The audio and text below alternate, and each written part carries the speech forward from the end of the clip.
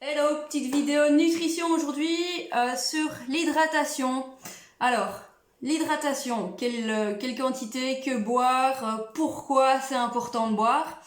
Première chose à savoir, c'est que notre corps, il est constitué entre 50 et 60% d'eau. C'est une quantité d'eau qui évolue évidemment avec l'âge, mais qui doit rester globalement stable. La quantité d'eau de notre corps, elle va varier au cours de la journée et après la nuit, qu'est-ce qui se passe? On est tous déshydratés parce que j'ai continué à respirer, à transpirer. Il y a de l'eau qui a été utilisée pour les besoins métaboliques de l'organisme. Et donc le matin, je suis déshydratée. D'ailleurs, si vous regardez la couleur de vos urines, elles sont foncées. C'est normal, c'est chez tout le monde. Donc l'idée, c'est de me réhydrater assez rapidement et de le faire suffisamment tout au long de la journée. Alors sur ces 50 à 60% d'eau, je vais perdre plus ou moins 2 litres et demi d'eau tous les jours pour, à chaque fois que je vais aux toilettes, les selles, les urines, parce que je respire, parce que je parle, parce que je transpire. Donc ça, c'est une moyenne globale hors activité sportive, ok ? Si mon alimentation est variée, équilibrée, si je saute pas de repas, si je consomme des céréales, si je consomme des fruits, des légumes, je vais plus ou moins avoir 1 litre qui va être apporté par les aliments. Donc, globalement, c'est pour ça qu'on dit toujours le chiffre de 1,5 litre au niveau des boissons sur la journée. C'est un chiffre à essayer de garder en tête et en tout cas bien répartir. Alors, la première chose qu'il faut savoir, c'est que vous ne devez pas attendre d'avoir soif pour boire. La soif est un mauvais indicateur du besoin, encore plus chez les enfants et chez les personnes âgées. Ok ? Donc les enfants et les personnes âgées, il faut les stimuler encore plus régulièrement à boire. À partir du moment où je vais ressentir la soif, en dehors de toute activité sportive, ça voudra dire que je serai déjà déshydratée à raison de 1%. Si j'ai 1% de déshydratation, j'ai 10% de performance physique et intellectuelle en moins. Ok ? Petite info, c'est qu'à l'effort, ça arrive plus tard. À l'effort, je vais ressentir la soif à partir de 2% de déshydratation.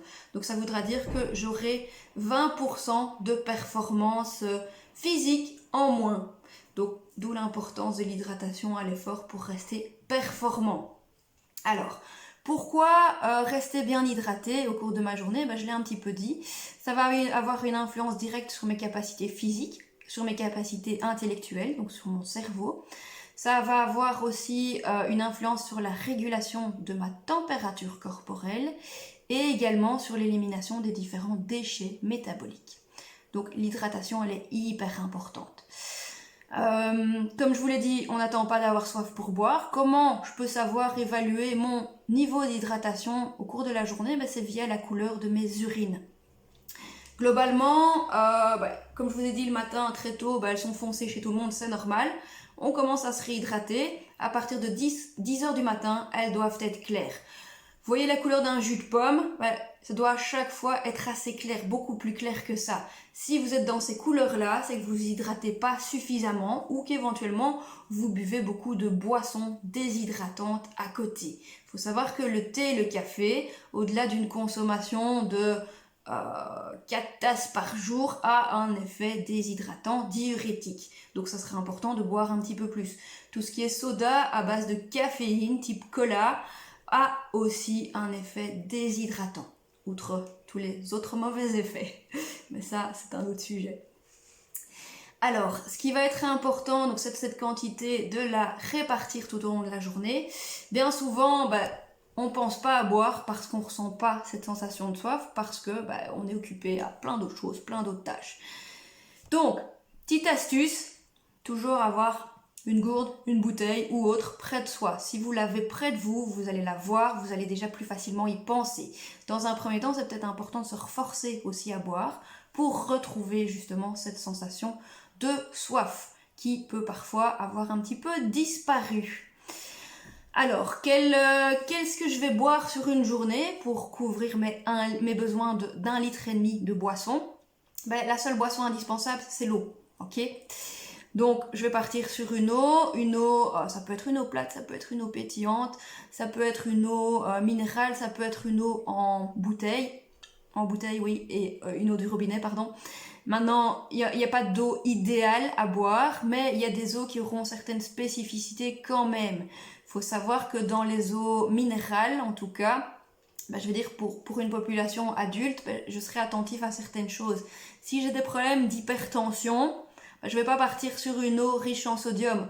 Donc je vais justement me baser sur une eau qui contient moins de 20 mg par litre de sodium. Ça, vous pouvez le revoir sur les petites étiquettes des bouteilles d'eau.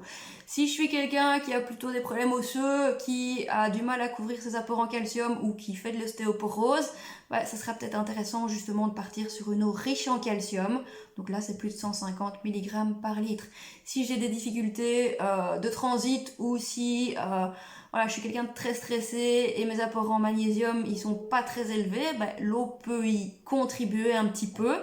Je vais être sur des eaux donc riches en magnésium à 50 mg par litre ou des eaux riches en sulfate pour les problèmes de transit, plus de 200 mg par litre.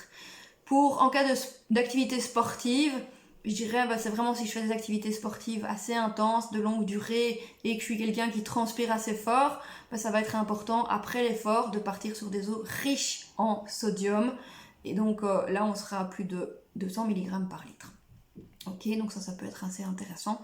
Sinon, le mieux c'est de varier. Ok, essayez de limiter tout ce qui est boissons sucrées, en tout cas. Les jus de fruits ne réhydratent pas correctement et apportent un surplus de calories qui n'est pas nécessaire. Alors, autre petite chose, c'est vrai que c'est important que le goût vous plaise pour vous stimuler à boire. Donc, n'hésitez pas à tester différents types d'eau. Pour les personnes âgées, éventuellement, là, on va partir sur des eaux aromatisées ou avec de la grenadine ou de l'amande dedans pour favoriser la prise hydrique.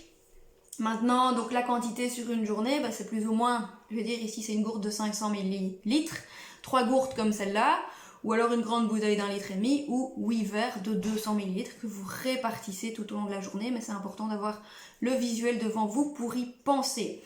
Donc pensez aussi à vérifier la couleur de vos urines, bien penser qu'avant toute activité sportive, donc l'heure avant, mes urines doivent être claires. Si mes urines sont très foncées avant mon activité sportive, vous avez intérêt à vous réhydrater ou peut-être à ce moment-là quand même à prendre une gourde avec vous.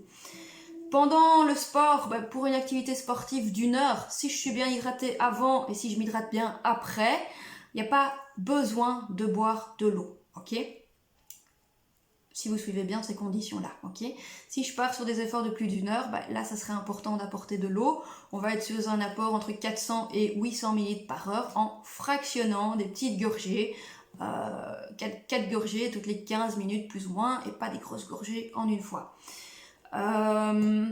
Si j'enchaîne des activités sportives, des longues durées d'efforts, etc., donc ce serait important d'apporter des glucides aussi dans ma boisson d'effort.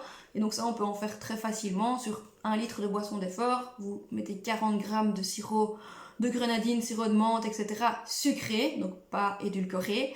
Vous ajoutez la quantité d'eau donc pour faire 1 litre. Vous ajoutez une petite pincée de sel éventuellement. Et vous avez une boisson d'effort maison. Voilà, je pense que j'ai un petit peu fait le tour sur l'hydratation. Donc pensez-y, le matin, petit réflexe, un grand verre d'eau avant le petit-déj. À bientôt.